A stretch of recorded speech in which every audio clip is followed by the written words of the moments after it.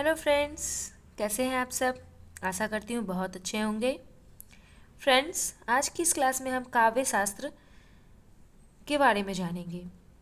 काव्य शास्त्र का क्या अर्थ है, काव्य शास्त्र के बारे में किस विद्वान के क्या मत हैं। तो आइए चलिए क्लास की शुरुआत करते हैं। सबसे पहले तो हम जान लेते हैं कि काव्य शास्त्र का अर्थ क्या है। काव्य शास्त्र का अर्थ है नियमों में बांधना या सुनियोजित करना।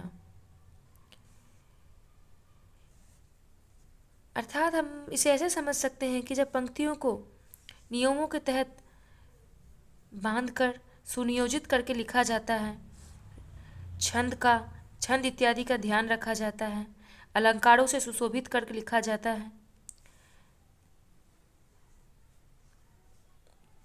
काव्य शास्त्र को प्राचीन समय में अलंकार शास्त्र कहा जाता था। यह जो काव्य शास्त्र यह शब्द है, प्राचीन समय में इसे ही अलंकार शास्त्र कहा जाता था। पंडित जगन्नाथ जी के अनुसार रमणीयार्थ प्रतिपादकः काव्यमस्ति।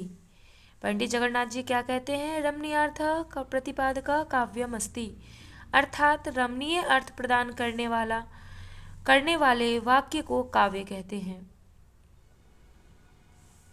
और यह जो पंक्ति है रमणीयार्थ प्रतिपादकः काव्यमस्ति, यह पंक्ति पंडित जगन्नाथ जी ने अपने काव्य ग्रंथ रस गंगाधर में लिखी है। इनकी जो पुस्तक है पंडित जगन्नाथ जी की रस गंगाधर, उसमें उन्होंने यह पंक्ति लिखी है, रमणीयार्थ प्रतिपादकः काव्यमस्ति।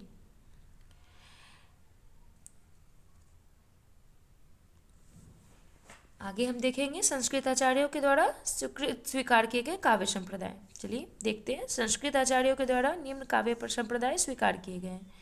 पहला कौन सा है? रस संप्रदाय। इसके प्रवर्तक कौन है? भरत मुनि।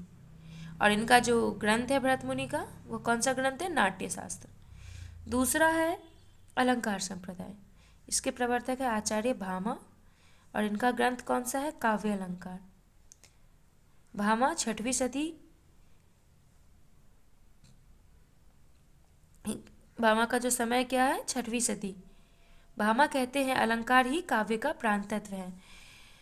भामा जी का क्या कहना है कि अलंकार ही है जो काव्य का प्राण तत्व है। अगला संप्रदाय है रीति संप्रदाय। इसके प्रवर्तक है आचार्य वामन। आचार्य वामन, इनका समय क्या है? 8वीं से 9वीं शती के मध्य, और इनका जो ग्रंथ है काव्य अलंकार सूत्रवृत्ति। अगला संप्रदाय है ध्वनि संप्रदाय।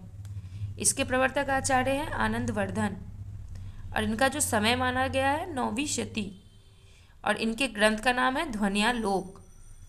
अगली संप्रदाय है वक्रोक्ति संप्रदाय। इसके प्रवर्तक आचार्य हैं कुंतक, और इनका ग्रंथ कौन सा है? वक्रोक्ति जीवितम, और कुंतक का समय है 10वीं से 11वीं शती। आचार्य कुंतक, इनका कथन है वक्रोक्तिरेव काव्यस्य जीवितम, अर्थात वक्रोक्ति ही काव्य का जीवन है।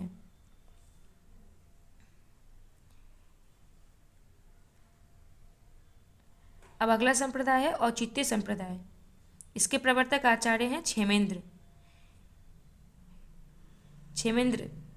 इनका ग्रंथ कौन सा है? औचित्य विचार चर्चा।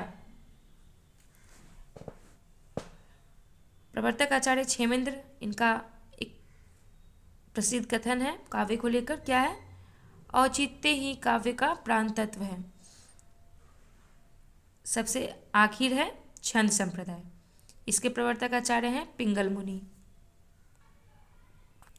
आइए अब हम जान लेते हैं काव्य संप्रदाय से संबंधित कुछ महत्वपूर्ण बातों को। काव्य संप्रदाय का सबसे प्राचीन संप्रदाय कौन सा है? रस संप्रदाय। सबसे प्राचीन रस संप्रदाय, सबसे महत्वपूर्ण अलंकार संप्रदाय, और सबसे कम महत्वपूर्ण औचित्य संप्रदाय। काव्य के संदर्भ में महादेवी वर्मा जी का क्या कथन है? कांटा चुभाकर उसकी पीड़ा का अनुभव तो संसार कराता है, लेकिन कवि बिना कांटा चुभाए ही पीड़ा का अनुभव करा सकते हैं। महादेवी वर्मा जी क्या कहती हैं कि यह जो कवि जो है बिना कांटा चुभाए ही पीड़ा का अनुभव करा सकते हैं। उनकी काव्य में यह शक्ति होती है कि पढ़ने वाला व्यक्ति, अगर उसमें पीड़ा का वर्णन किया गया है तो उस पीड़ा को अनुभव कर सकता है। आचार्य कुंतक, ये कहते हैं वक्रोक्ति जीवितम काव्यम। आनंदवर्धन जी का कहना है ध्वनिरात्मा काव्यम। काव्य के बारे में सर्वप्रथम आचार्य भामा माने जाते हैं। काव्य के जो सर्वप्रथम आचार्य कौन है, वे भामा माने जाते हैं। दोस्तों आज की क्लास में इतना ही। अब मिलते हैं नेक्स्ट वीडियो में, जिसमें हम काव्य संप्रदाय के प्रमुख संप्रदाय, उनके प्रवर्तक और संबंधित आचार्य आदि के बारे में देखेंगे। आज के लिए इतना ही। धन्यवाद। वीडियो अच्छी लगे तो लाइक करें, शेयर करें और हमारे चैनल को सब्सक्राइब करें। Thank you.